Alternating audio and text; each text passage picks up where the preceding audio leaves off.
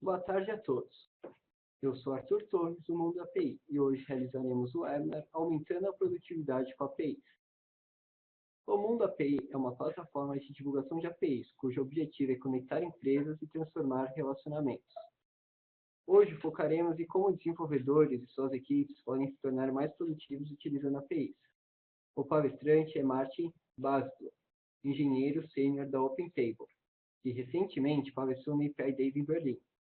Lembrando que Martin falará inglês. A gravação do webinar ficará disponibilizada em nosso site, mundoapi.com.br.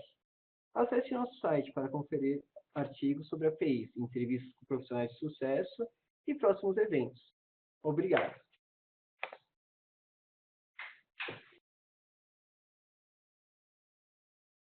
Hello. I have no idea what Arthur just told you about me.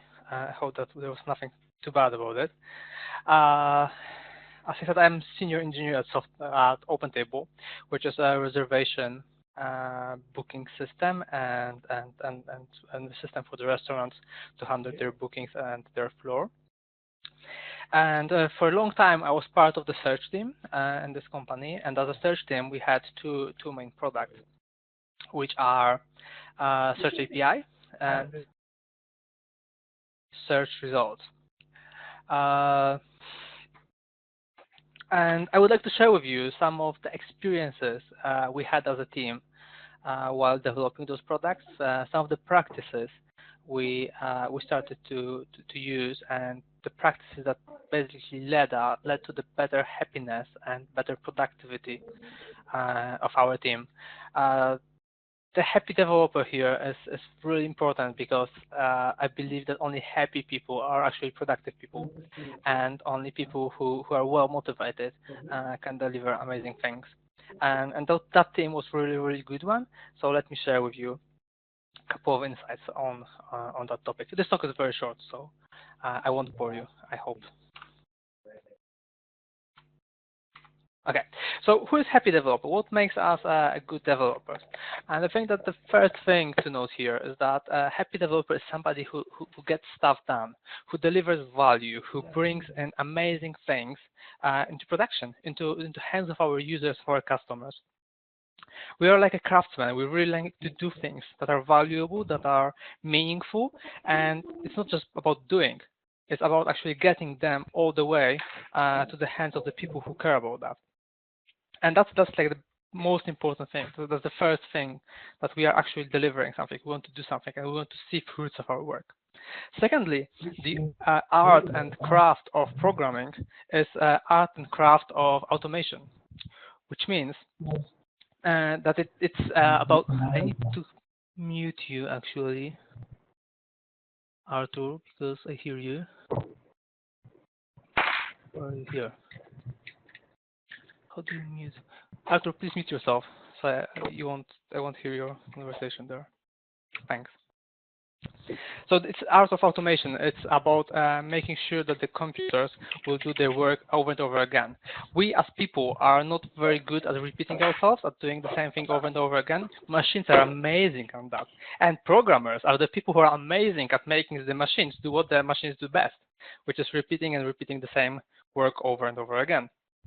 So whenever we do things other way around, whenever we make people actually to repeat themselves and do the same thing over and over again, we are turning people into the crappy version of the computer.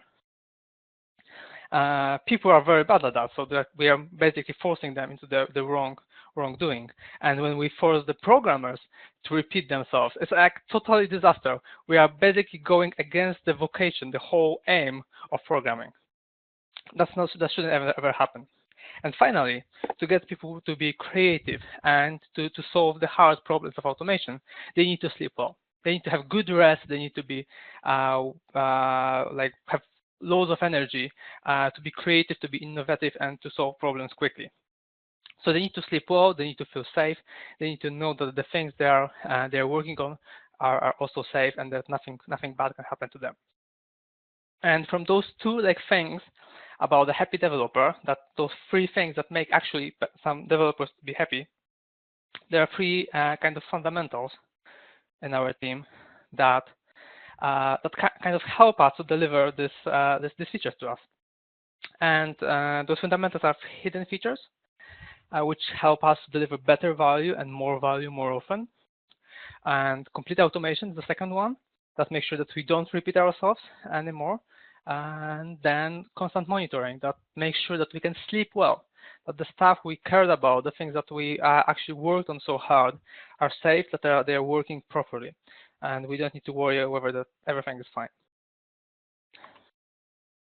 And going straight into those things, hidden deployments is a feature that you can also hear of when you listen to the talks about testing in production, and it's a very simple trick that help you to and helps us to deliver value much quicker and much better. The trick is that you, when you design a feature, when you code something, when you create something, you immediately think how to get it into production, and you want to get it into production even earlier than it's ready. And the only solution for that is to feature switch it. So feature switch it off, which means that we basically deploy the changes into production as soon as possible, even when they are not ready, but they are turned off. So they won't affect actual customers. The code is already in production, it's running there, it's available, but it's not affecting anybody. It's not affecting your revenue, it's not affecting your experience, like user experience. However, it is there, it's available. This solves multiple problems. First of all, it solves the actual integration. Because the code is already there, there's no chance for the like merge conflict or anything, because you already released it, it's already in the master branch as well. Secondly, because this feature is switch off, you can always feature switch it on. We often feature switch it in such a manner that you can feature switch it on only for a particular set of users. And that way, you can show partially finished product to your stakeholders before it's ready. This makes your stakeholders feel like, oh, they are amazingly fast. They already did it. Even though you're just showing them some kind of mock-up or half-baked thing. Secondly, they will immediately be able to pinpoint you where are the missing things and what the parts of the feature are the most important. So your communication with you and your stakeholders improves dramatically. And finally, having these feature switches allows you to A/B test your features. That's the basic prerequisite for A/B testing. That's, by the way, how we learned about it. We were requested to do more A/B testing, and we realized that A/B testing is so good that we want to A/B test everything we are doing at every stage.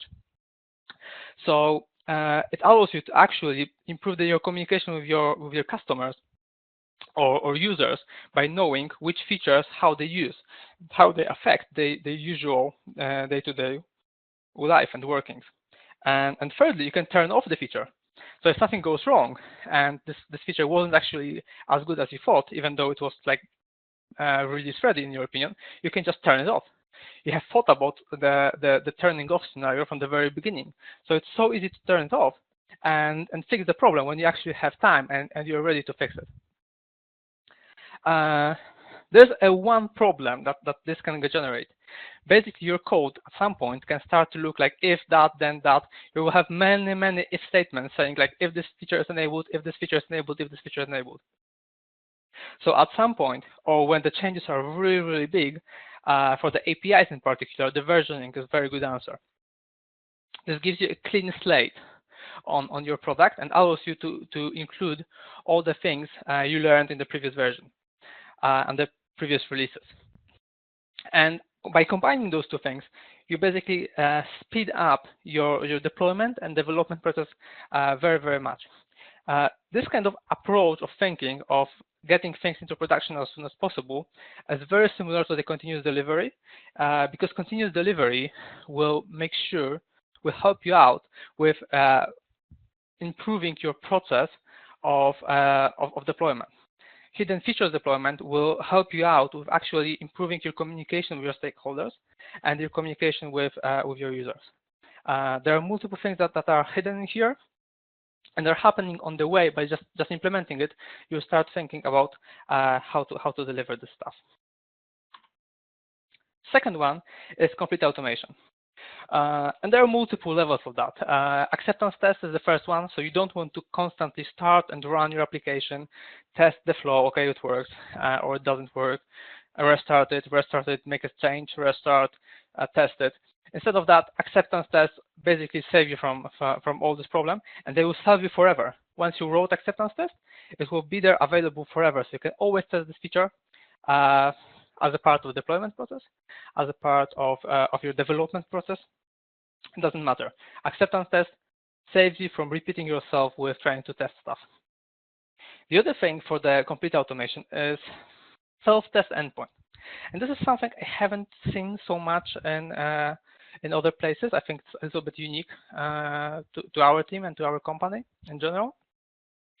Self-test endpoint is a way of testing your application, but with a different perspective.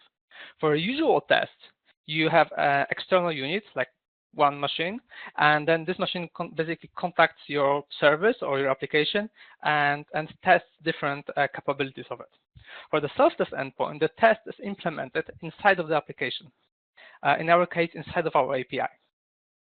The self-test endpoint allows you to basically ask your service or your application, how does it feel? It totally changes the point of view because the application will know about its all internal state, all its internal caches, all its information, which is only like hidden inside of the application itself, and will be able to present that to you. We implemented it as a simple RESTful endpoint. If you go to /service.status for any of our applications, it will respond with the simple JSON saying like this monitor, which is like this test, has this status, which can be OK, warning, failed, or unknown, and the message that will convey the human readable version of like what went wrong or what the test is supposed to perform. This self-test endpoint is something you can implement very, very quickly. Like it's a couple of lines of code. I can imagine that you know how to do it straight away, but it has very, very good influence on helping you out with actual problem solving or deployments. So what happened to us is that we found that we have a checklist of things to figure out. So whenever we are deploying, we need to checklist that we can connect all the dependencies, there's enough space on disk, network is configured properly, and the database is accessible. And instead of doing manually and checking these things one by one, we implemented a number of tests inside of application that do check these things for us. So only thing I need to do is go to this one endpoint, and this will tell me everything about the state of the application. It also is great because it kind of tells me about the state of application in the real time, what's the actual current state for it. So it helps you to nail the issue very, very quickly. So instead of manually trying to debug the problem, we automate it and put it inside of the application. And finally, automated deployment. That's something sometimes seems like a thing hard to do, to automate every step of your deployment, but it really pays off very, very quickly. Until you actually have an automated deployment, you don't realize how much time you waste on repeating yourself by copying files from one server to the other, by running manually scripts, and so on and so on. That's one of the things that you can lose loads of the time. At some point in our team lead was spending whole day by just doing a deployment. It wasn't because our deployment was so shitty that he needed to spend whole day on one deployment. We just had like 3 or 4 deployments of like two or three services or different applications, and he spent whole day doing that. I know of the companies who basically hire people to do deployments.